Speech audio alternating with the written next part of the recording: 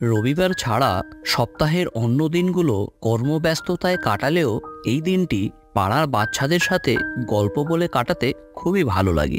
এই বাচ্চাগুলোই তো বেঁচে থাকার একমাত্র অবলম্বন। দিনটা শুয়ে বসে কাটালেও বিকেলে বাচ্চাগুলোর আগমন আমাকে খুবই আনন্দ দেয়। কিরে, শেষ পর্যন্ত তাহলে তোদের দেখা মিলল? কাকু, মা তো আসতেই দিচ্ছিল না। কেন, কি হয়েছে? সারাদিন শুধু পড়তে বলে বলে রবিবার দিনটা শুধুই ছুটির দিন, বেশি করে পড়তে হয় এই দিনে। সারাদিন পরে কি তুই ব্যারিস্টার হয়ে দেখি?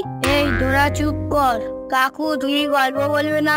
আরে কেন বলবো না, তোদের সাথে তো গল্প না করলে আমার পেটের ভাতই হজম হয় না। কাকু আর একটা ভূতের গল্প বলো। কাকু, ভূত আছে? ভূত আছে কি তা জানি না, তবে অশরীরী কিছু একটা আছে হয়তো, সেটারই একটা গল্প আজ আমি তোদের বলবো, শোন। ভূতের গল্পের নাম শুনে সবাই কাছাকাছি ঘেঁষে বসতে লাগলো। এমন সময় ঘরের লাইট চলে গেল। কাকু, কি হলো? ভূত এসেছে বলে বল। লোডশেডিং হয়েছে বোধহয়। তোরা বস ততক্ষণ, কিছুক্ষণের মধ্যেই হয়তো চলে আসবে। কাকু তুই গল্প বলো। গল্প তো বলবো, তোরা ভয় পাবি না তো শুনে? সবাই একসাথে মাথা নাড়লেও ওদের মনের মধ্যে কোথাও যেন একটা ভয় কাজ করছে, কিন্তু তাদের গল্প শোনার সেই আদম্য নেশায় তারা সেই ভয়টাকে প্রাধান্য দিচ্ছে না। তখন আমার বয়স ওই 25 হবে। তোদের কাকিমার সাথে আমার সম্পর্কটা তখন বাড়িতে সবাই চিনে যায়। কেউই আমাদের সম্পর্কটা মানতে চায় না, কারণ আমরা ভিন্ন ধর্মের ছিলাম। তাই তখন আমরা সিদ্ধান্ত করি আমরা দূরে কোথাও চলে গিয়ে নিজেদের জীবনের নতুন অধ্যায় নতুনভাবে শুরু করব। তুমি কেঁদো না, সব ঠিক হয়ে যাবে, দেখো। কিভাবে ঠিক হবে? আমরা তো সবাইকে ছেড়ে কত দূরে চলে এসেছি। সবাইকে ছেড়ে কিভাবে থাকবো? আমার খুব কষ্ট হচ্ছে। আরে বাবা, এত কাঁদলে তো শরীর খারাপ করবে, কেঁদো না প্লিজ। চলো আমরা কোথাও একটা থাকার বন্দোবস্ত করি। এভাবে আর কতদিন আমরা সবার থেকে পালিয়ে পালিয়ে বেড়াবো? দাদারা জানতে পারলে এখানে এসে মেরে রেখে চলে যাবে। কতদিন লুকিয়ে থাকবো আমরা, বলতে পারো? তুমি ওসব নিয়ে একদম ভেবো না, আমি তো আছি। আমি থাকতে তোমার কেউ কোনো ক্ষতি করতে পারবে না। চলো একটু খাবার আর থাকবার বন্দোবস্ত করি। টাকা আছে তোমার কাছে? আরে পাগল, টিউশনির টাকা আর আমার জমানো টাকা ছিল তো আমাদের কাছে। এই দিয়ে এই কয়েকটা মাস আমরা নিশ্চিন্তে চালিয়ে নেব। আর তারপর এখানে আমি কোনো একটা কাজের বন্দোবস্ত ঠিক করে নেব। তুমি দেখো, এসব নিয়ে কোনো চিন্তা করো না, সব ঠিক হয়ে যাবে। এমনইভাবে আমাদের কথাবার্তা চলছিল, কিন্তু আমরা খেয়াল করিনি আড়াল থেকে আমাদের কথা কেউ ক্রমাগত শুনে চলছে। সব কথা শোনার পর একজন আমাদের কাছে আগিয়ে এলো। হাই, আমি বিপ্লব চৌধুরী। আমি রাতুল মুখার্জি, আর ইনি আমার স্ত্রী। কিন্তু আপনাকে তো ঠিক চিনলাম না। চেনার কথা তো নয়, চেনার আগে ক্ষমা চেয়ে নিচ্ছি, কারণ আমি আপনাদের কথা আপনাদের অনুমতি না নিয়ে শুনছিলাম। তাই মনে হলো আপনাদের সাহায্যের প্রয়োজন, তাই কথা বলতে এলাম। সে তো বুঝলাম না, কিন্তু আপনি আমাদেরকে কিভাবে সাহায্য করবেন? আমি এখানকার একটা হোটেলের ম্যানেজার। আপনাদের কথাবার্তা শোনার পর মনে হলো এখনও আপনাদের থাকার ব্যবস্থা হয়নি, আর আপনাদের হাতে টাকাও বেশি নেই, তাই তো? ঠিকই বলেছেন। আপনারা যদি চান, কাছেই আমাদের হোটেল, ওখানেই থাকতে পারেন। ওখানকার থাকা খাওয়ার ব্যবস্থা ভালোই এবং খরচও খুবই অল্প, আপনাদের সাধ্যের মধ্যেই হয়ে যাবে। বড় উপকার করলেন। আমি এখানকার কিছুই চিনি না।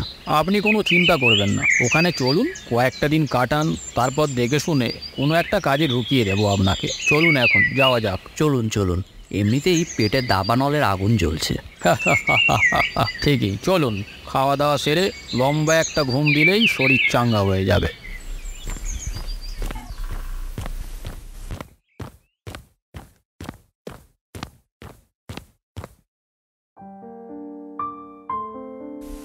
এত আনমনা হয় কি ভাবছো?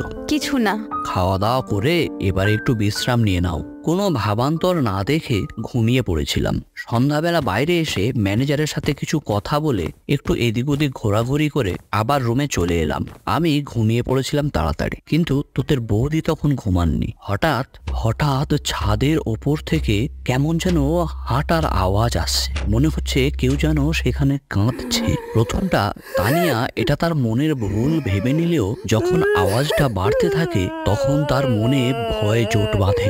আস্তে আস্তে আস্তে তার শরীর ভয়ে আড়ষ্ট হয়ে যায়, হাত পা ঠান্ডা হয়ে যেতে থাকে, নিঃশ্বাস এবার যেন তার বন্ধ হয়ে আসছে, শরীরটা একটা পাথরের মতো বদ্ধ হয়ে গেছে। পাশে থাকা রাহুলকেও সে ডাকতে পারছে না, গলা দিয়ে যেন তার আওয়াজ বেরোচ্ছে না।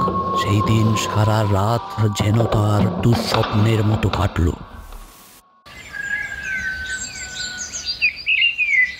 কি ব্যাপার বলো তো, তোমার মুখটা এমন হয়ে আছে কেন? জানো, কাল সারা রাত আমি ঘুমাতে পারিনি। কেন, কি হয়েছে? কাল রাতে যেন মনে হচ্ছিল কেউ ছাদের ওপরে হাঁটছে।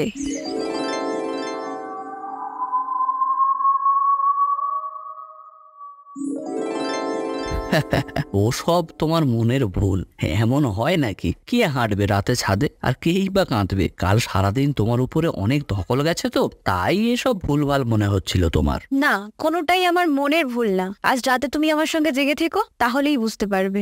আচ্ছা আচ্ছা, রাত হোক তারপর দেখবো। এখন খেতে চলো দেখি।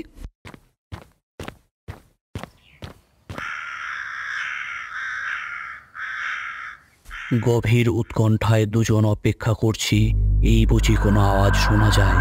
এইভাবে কতক্ষণ বসেছিলাম সেটা আমাদের মনে নেই। অবশেষে সেই অপেক্ষার অবসান ঘটিয়ে দূর থেকে একটা কান্নার আওয়াজ ভেসে আসতে লাগলো। ঘড়িতে তখন রাত 12টা। প্রথম দিকে আমরা সেই আওয়াজটাকে আমল দিলাম না, তারপরে আওয়াজটা ক্রমশ বাড়তে থাকে। এরপর হঠাৎ যে ঘটনা ঘটে আমাদের সামনে, সেই মুহূর্তে সেই ঘটনার সাক্ষী থাকার জন্য আমরা কেউই প্রস্তুত ছিলাম না। এক ভয়াবহ নারী মূর্তি আমাদের সামনে এসে উপস্থিত হয়। ভয়ানক ছিল তার সেই রূপ, শরীর ছিল ছিন্ন ভিন্ন, গলায় মোটা দড়ির দাগ, যেন এক মৃত্যুপুরীর রানী এসে দাঁড়িয়েছে আমাদের সামনে। মা, আমাকে ভয় পেলে চলবে না। কে কে কে কে তুমি? আমি কে তা জেনে তোদের কি হবে? বাঁচতে চাস তো এখান থেকে পালা। কে এখানে? কে আমাদের মারবে? এই কথা শোনার পর আত্মাটা অট্ট হাসি হেসে গোটা ঘরকে কাঁপিয়ে তুলল। মনে হলো সে যেন কোনো হাসির কথা শুনেছে।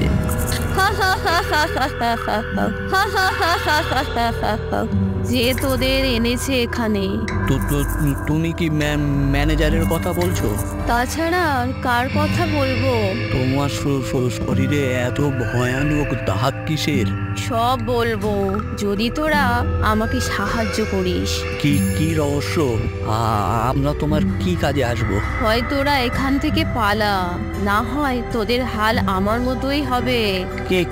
কি বলছো তুমি এসব? অশরীরী কাঁদতে লাগলো। এই যেন এক গগন ভেদী আর্তনাদ। যে ঘটনাটা সে বর্ণনা করলো তা শুনলে যে কোনো মানুষের রক্ত হিম হয়ে যাবে। তানিয়া আমার হাতটা শক্ত করে চেপে ধরলো। এটাই যেন তার বেঁচে থাকার শেষ অবলম্বন। অশরীরী বলতে আরম্ভ করলো।